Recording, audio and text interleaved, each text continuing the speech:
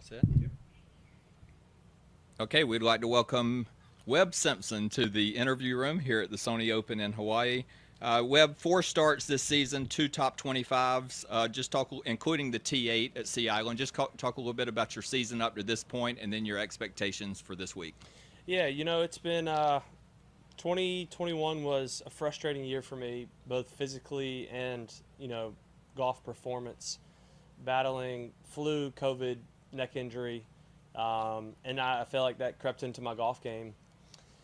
But after the Shriners tournament, I got a lesson from Butch Harmon, and Paulie and I and Butch all agreed I needed to get more on top of the golf ball and start kind of shallowing out a little bit. And we saw some good changes at CJ Cup, and then it got even better at RSM. I took a month off, really worked on it, and RSM was my best ball striking week I'd had all year. And it gave me a lot of hope for this season, because 3 things I missed out on: Tour Championship, Ryder Cup, and the Tournament of Champions. And those are my favorite events. And so I felt like I needed to put in some extra work in this off season, and so it feels great. It feels great to be here and be able to play a golf course that I love, and we get some wind, we get the elements here. So I feel like my game's in a good spot, and I fully believe my best golf's ahead of me. Yeah, I was going to ask you, you've mentioned it there a little bit, but I was going to ask you how you rated last season after coming off of a 2-win season. So. Yeah, 2020 was an awesome year all around on the golf course. It was a letdown year, I guess, this past year.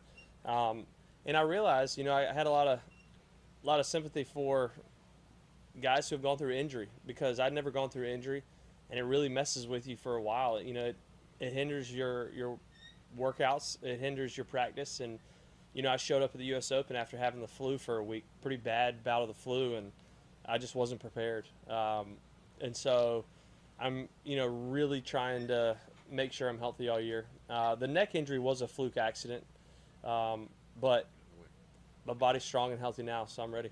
Okay. What happened with the neck exactly? Specific to the neck. I was hitting balls at Wells Fargo on Tuesday, and I was hitting for 45 minutes. Never really had any neck problems in my life. And I hit my second driver, and I felt something strange in the back of my neck.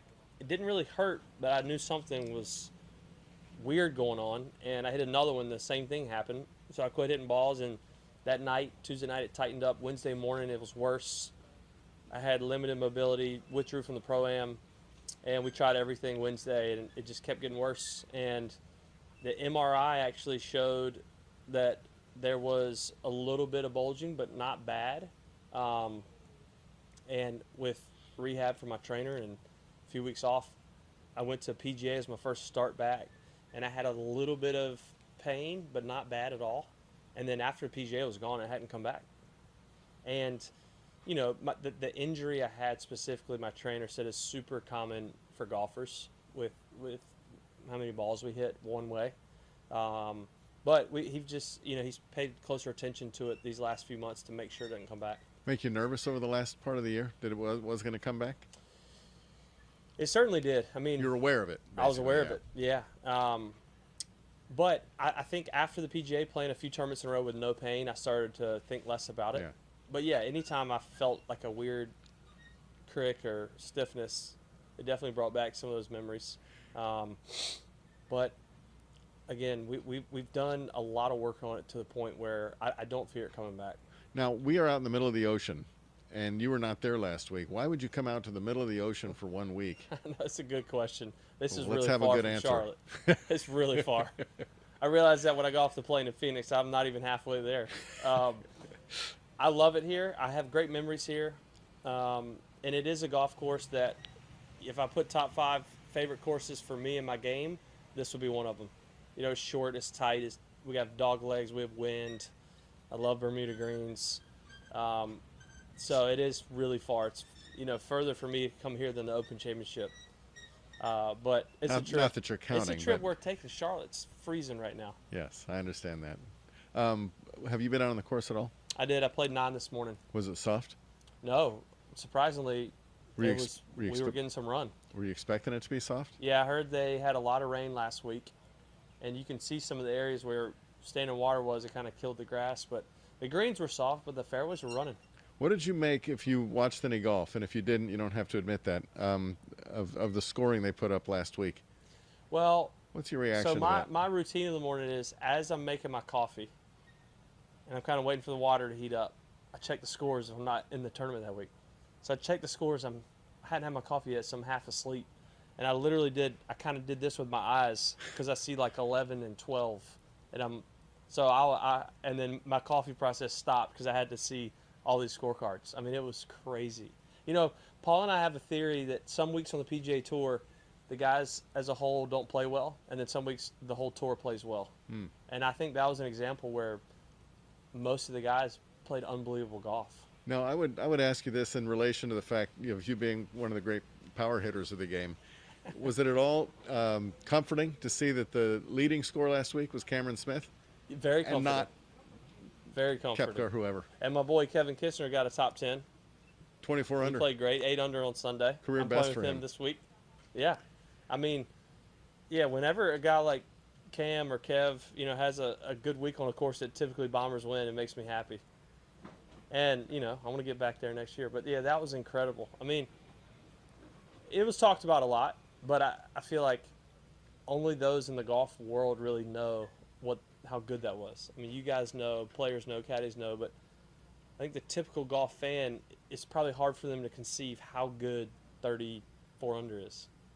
It's amazing. 20 years ago, Webb, everyone was making a big stink out of the fact that Joe Durant shot 36 under at Palm Springs. That's right. That was 5 rounds. Right. Yeah. This is 34 over 4. Yeah. And pretty sure Mal is a lot longer of a golf course. But good for Cam. Anytime you win a tournament is great, but he took down number 1 in the world, which John is obviously playing. Yeah. It's unbelievable golf. But I guess in terms, I mean, if it had been nothing but Rahm and Brooks and Justin leading, this almost makes it sound like it can be done. It doesn't. You're not limited necessarily just because you don't carry at 450. Right. I exaggerated, but yeah, I mean, my biggest thing with the golf courses has been forced carries. Because I always give people an example of East Lake. East Lake is a very long golf course, but we've had Jim Furyk win, Bill Haas probably average length, Snedeker average length, but you also have Bombers win. But the difference is at East Lake there's no bunkers at 320, and I try to avoid all the courses where if you can fly at 310 to carry a bunker, then I'm not going there because I can't fly there, so my fairway's half the width. And I think Maui's a place where for the most part, there's not really forced carries, so some shorter guys can win. even though you're young by anybody's standard and looking great, by the way, if you don't mind me saying, do you find yourself at any part in your career starting to count time, count years? For sure. Yeah, I got 5 kids, and so there's always that thought of wanting to be home as much as possible. So I've scaled back a little bit the last couple of years, only playing 20 events a year. But yeah, I mean, it seems like the guys in their 40s playing good golf becomes less and less every year.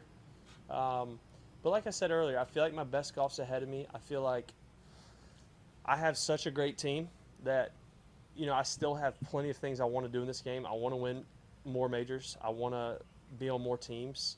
It'd be a dream to captain a team one day. But I feel like that's, I'm 36. In my mind, I've got a good 10 years left. And, Stuart Sink's giving me a lot of hope. He's playing some awesome golf, winning golf tournaments in his mid-40s. So if I can stay healthy and keep loving golf, I still love golf, which is a blessing. I think it's easy to burn out here. I've burned out many times. But I think playing less, having a smarter practice schedule at home, getting away from the game more has helped a lot. What, I just drew a blank. Bear with me. John? Oh, what was the number one killer last year of the big 3 that you missed? Which one kicked you in the gut more than the others?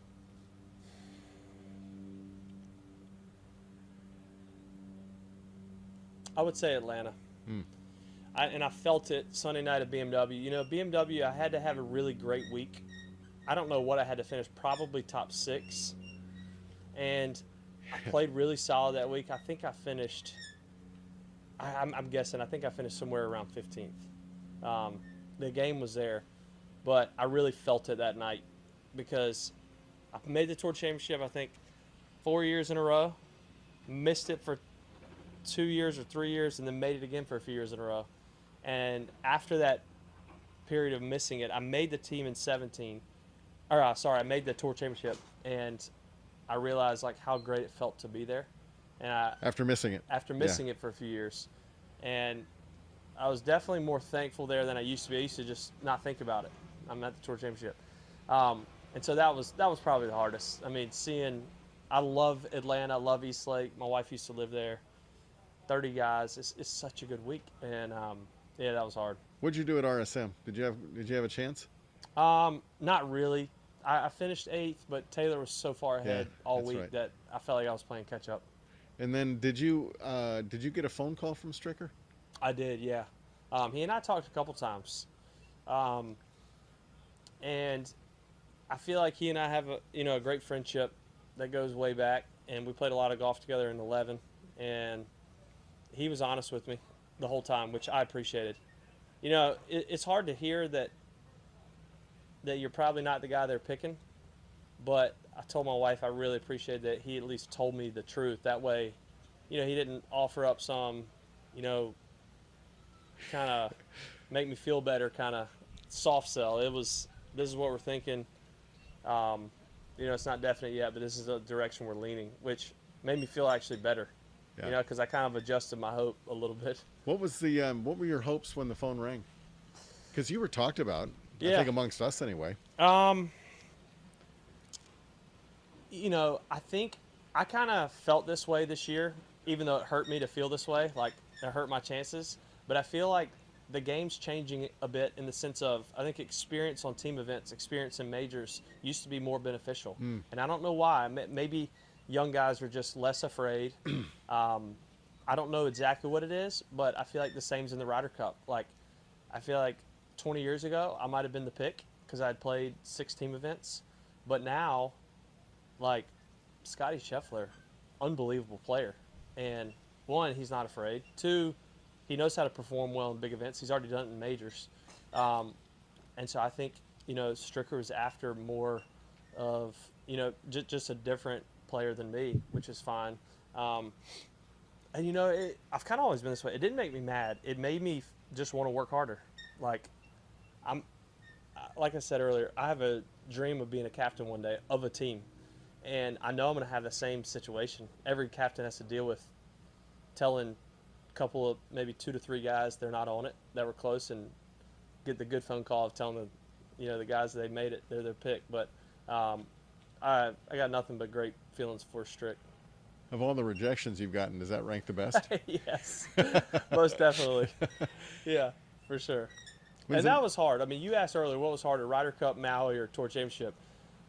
I was like, when I was not in the Masters before I qualified for the Masters, my wife knew that from Thursday to Sunday, like that's all I was doing, sun up to sundown, was watching the Masters. And I didn't know how I'd be with Ryder Cup. And we got closer, and it was Friday morning, and it's all I wanted to do. Huh. So I would watch for 2 hours. I needed to practice. So I'd pause it, tell my kid, I would hide the remote. Yeah. And I would go practice for 2 hours, come back, watch it all. I didn't miss a shot. All on DVR. And so the hard part was Sunday. I was so happy we won. And, I even got emotional watching it, seeing the guys get emotional. And what an interview, Rory gave. Everybody I felt like was giving great interviews. But it was really hard for me, like, not to be there. Because I've experienced the joy of winning the President's Cup 3 times, but 0 for 3 in Ryder Cups. And so did you miss 16 or 18? I missed 16, yeah. Okay. So 18 you're on, to okay. see the guys celebrating, it wasn't really jealousy. It was just, I want to be there so bad. Yeah. Like, I want to experience it with them. They're my friends. And so that was hard, but great motivation for me for this year. I realize Ryder Cup gets a lot more attention than the President's Cup, but is there extra pressure on you this year? I think so. Within yourself? Yeah, I think so. I love Davis. Got to play for him first time at, I guess it was Medina, 2012. Medina, that's right, yeah. And, man, it would be a dream come true to make that team, because I've got to play a tour event there, major, and I feel great support there. I would hope so. Question is, do I get to sleep in my own bed, or do I have to go downtown 20 minutes away from my house to sleep with the team if I make the team? So we'll see. Check with Anthony Kim. Just kidding. I think I'm done, Webb. Thank you. Okay. Thanks, Dougie. Last one I had. Yeah.